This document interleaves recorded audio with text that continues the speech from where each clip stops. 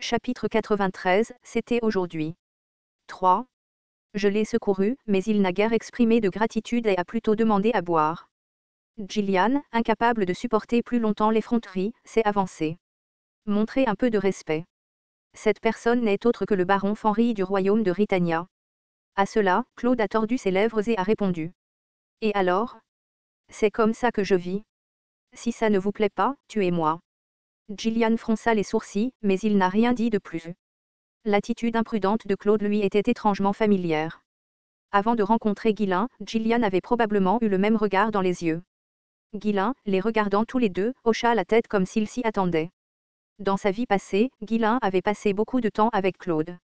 Il savait mieux que quiconque pourquoi Claude agissait de cette façon. C'est bon pour l'instant. Pas besoin de faire de cérémonie.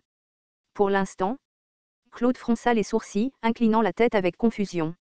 Ghislain se contenta de sourire sans répondre. Bien que Ghislain ait pu penser que c'était bien, ceux qui le suivaient ne pouvaient cacher leur mécontentement. Après tout, ils avaient sauvé un homme de la perte de sa main, et au lieu de la gratitude, il agissait avec défi. Il était tout à fait naturel qu'il se sente irrité. Il ne pouvait se défaire du sentiment que tout cela avait été une perte de temps. Pourquoi le capitaine a-t-il pris la peine de rencontrer un type comme ça? Il a juste l'air d'un accro au jeu. Il ne sait même pas comment être reconnaissant après avoir été sauvé. Lisant leurs expressions, Ghislain défendit Claude. Ce type a traversé beaucoup de choses récemment.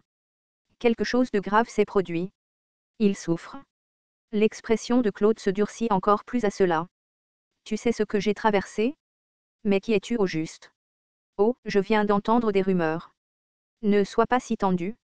Malgré le ton désinvolte de Ghislain, les soupçons de Claude ne faiblirent pas. Les seules rumeurs à son sujet concernaient soit son professeur, soit son addiction au jeu. Pourtant, Ghislain semblait savoir quelque chose de plus profond sur ce qui lui était arrivé. Allez, je t'ai dit de ne pas t'inquiéter. Tu veux un verre? Je t'en offre un bon. Ghislain, agissant de manière trop familière, passa son bras autour de l'épaule de Claude. Claude grimaça. Il venait de s'échapper de justesse des voyous, et maintenant un autre noble étrange s'était accroché à lui. Il essaya de se libérer, mais il n'y avait aucun moyen de maîtriser quelqu'un qui pouvait briser une épée à main nue. Avec un air aigri sur le visage, Claude fut entraîné de force par Ghislain. Les mercenaires les suivirent en claquant des langues. Comme Ghislain avait défendu Claude, il ne pouvait plus le critiquer. Une seule personne, Bolinde, plissa les yeux, fixant l'arrière de la tête de Ghislain. C'est étrange. Comment fait-il pour trouver des gens aussi particuliers? Toutes les personnes recrutées par Ghislain semblaient avoir un défaut ou une lacune. Même s'il recherchait délibérément des personnes défectueuses, cela ne devrait pas être à ce point. Un accro au jeu, de toutes choses. Bolinde poussa un soupir en se rappelant les personnes que Ghislain avait rassemblées autour de lui, une par une. Comme je le pensais, je suis la seule personne normale autour du jeune seigneur. Secouant la tête, elle suivit rapidement Ghislain, ignorant le fait qu'elle-même était loin d'être normale. Astérisque astérisque astérisque. Ghislain conduisit Claude dans une taverne richement décorée. Tout le monde, n'hésitez pas à vous asseoir et à boire un verre. J'ai besoin d'avoir une conversation privée avec cet ami. Les mercenaires s'installèrent joyeusement, mais Gillian ne les laissa pas s'en tirer aussi facilement. Il les divisa immédiatement en groupes pour monter la garde et les avertit même que s'il était trop ivre, il y aurait des répercussions. Bien que les mercenaires affichaient des expressions mécontentes, aucun n'osait défier Gillian. Pendant ce temps, Ghislain traîna Claude dans un coin et l'assit. Alors que la table se remplissait de liqueurs fines et d'amuse-gueule, une étincelle de vie revint dans les yeux de Claude. En le voyant de près, il a l'air encore pire.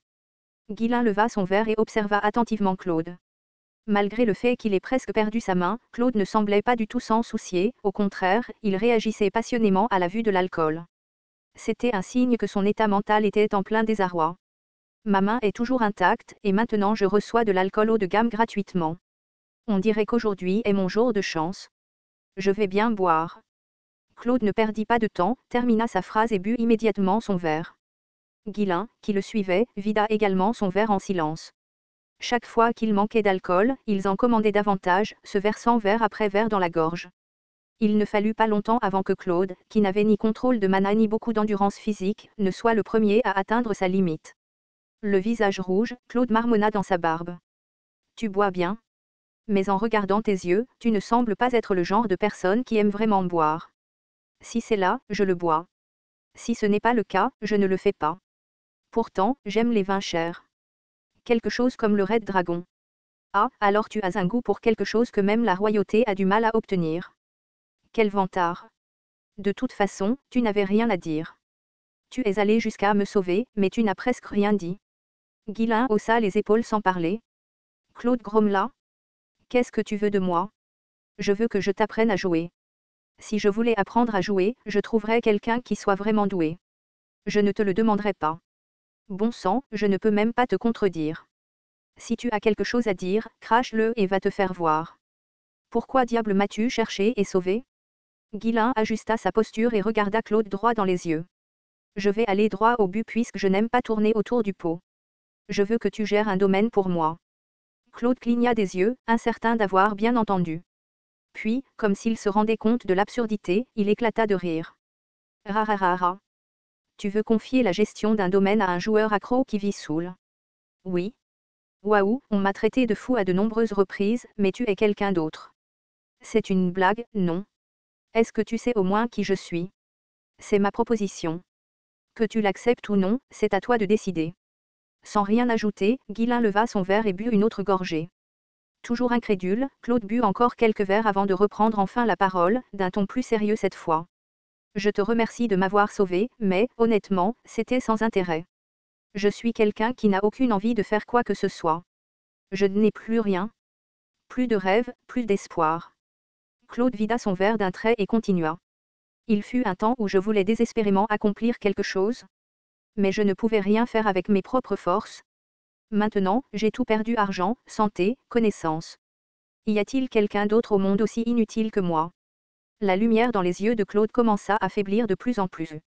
C'était le regard de quelqu'un qui avait tout perdu, y compris la volonté de vivre. Bien sûr, te suivre et gérer un domaine serait une belle opportunité. J'aurais un emploi, et c'est un poste assez élevé, non? Quelqu'un comme moi ne devrait pas oser refuser. Mais je ne peux pas quitter cet endroit. J'ai des chaînes autour des chevilles. Je dois vivre et mourir ici comme ça. C'est la seule chose dont je suis capable. Je briserai ces chaînes pour toi.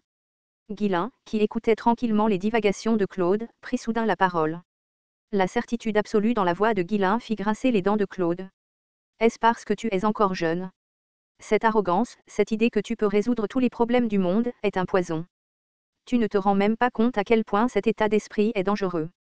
Guilain posa son verre avec un bruit sourd et regarda fixement Claude. Ses yeux, malgré son apparence juvénile, avaient une profondeur profonde. Si je veux quelque chose, je l'obtiens. Peu importe ce que je dois faire. Même si le résultat est la mort. Je n'ai pas besoin de penser à autre chose. Le visage de Claude se tordit de colère. Il ne pouvait pas supporter de voir quelqu'un parler avec autant d'insouciance, comme s'il voyait un reflet de lui-même dans le passé. J'étais comme ça aussi. Mais le résultat n'était que misère. Bon, disons que je te suis. Que pourrais-tu faire pour moi? Dis-moi ce que tu veux. De l'argent? J'en ai besoin de beaucoup. Tellement que même les nobles les plus riches le trouveraient pénible. À cela, Guilain rit doucement. De l'argent? C'est la chose la plus facile à résoudre. Rien d'autre. Tu n'as pas besoin de tuer quelqu'un ou quelque chose comme ça.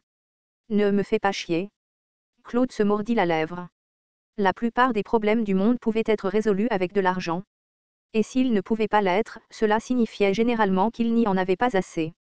Ce n'était pas faux, mais ce dicton était généralement réservé aux problèmes qui nécessitaient des sommes incroyablement importantes. La situation de Claude était la même. Elle pouvait être résolue avec de l'argent, mais le montant nécessaire était bien trop élevé. C'était difficile à croire. Il n'arrivait pas à y croire. Ce devait être juste l'arrogance d'un jeune noble. C'est ce que son esprit rationnel ne cessait de lui dire.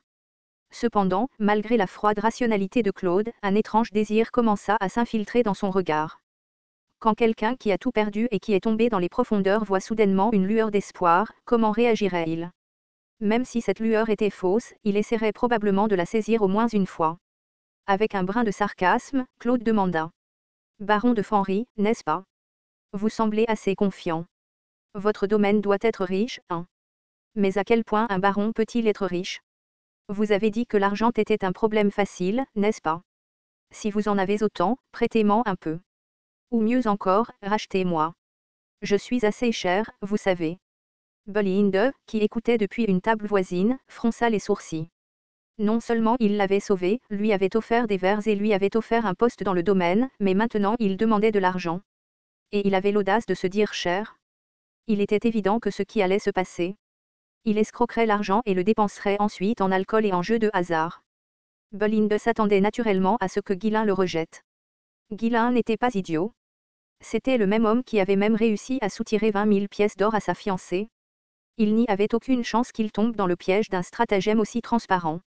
Mais la réponse de Ghislain était totalement inattendue. Très bien. Il se trouve que j'ai plus d'argent que tu ne le penses. De combien as-tu besoin? Les yeux de Belinda s'écarquillèrent de surprise. Le jeune seigneur, qui ne donnerait pas facilement de l'argent même à son père ou à ses plus proches serviteurs, avait répondu si facilement. Est-ce qu'il compte simplement le traiter comme une charité? Quoi qu'il en soit, cela va trop loin. Ne devrais-je pas l'arrêter tout de suite? Belinda réprima sa colère et but une autre gorgée de sa boisson. Ce qui se passa ensuite la choqua encore plus. J'ai besoin de 2000 pièces d'or. Pouvez-vous me donner cette somme? C'est une somme considérable, même pour une baronnie. Belinda tourna rapidement la tête pour les regarder. Ghislain avait une expression étrange. On aurait dit qu'il était partagé entre le trouble et le fait de trouver la situation pitoyable. Claude, remarquant son expression, se moqua ouvertement de lui. Qu'est-ce qui se passe? Je pensais que je ne demanderais qu'une vingtaine de pièces d'or. Tu crois que je n'ai jamais vu des nobles comme toi, plein de bravade creuse? Je peux le voir sur ton visage, tu paniques en ce moment, n'est-ce pas? Belinda n'en pouvait plus. Elle se leva d'un bond et cria. Et? Tu plaisantes, là. Je pensais que tu demanderais quelques pièces d'or, mais, combien? 2000 pièces d'or. Comme Ghislain s'était vanté plus tôt, il lui serait difficile de reculer maintenant. Cela blesserait sa fierté. Belinda éleva volontairement la voix, espérant donner à Ghislain une excuse pour rejeter la demande absurde.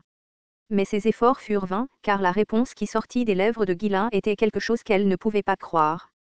Pas 5000, mais seulement 2000 pièces d'or. C'est tout? Ce n'est pas grand-chose du tout.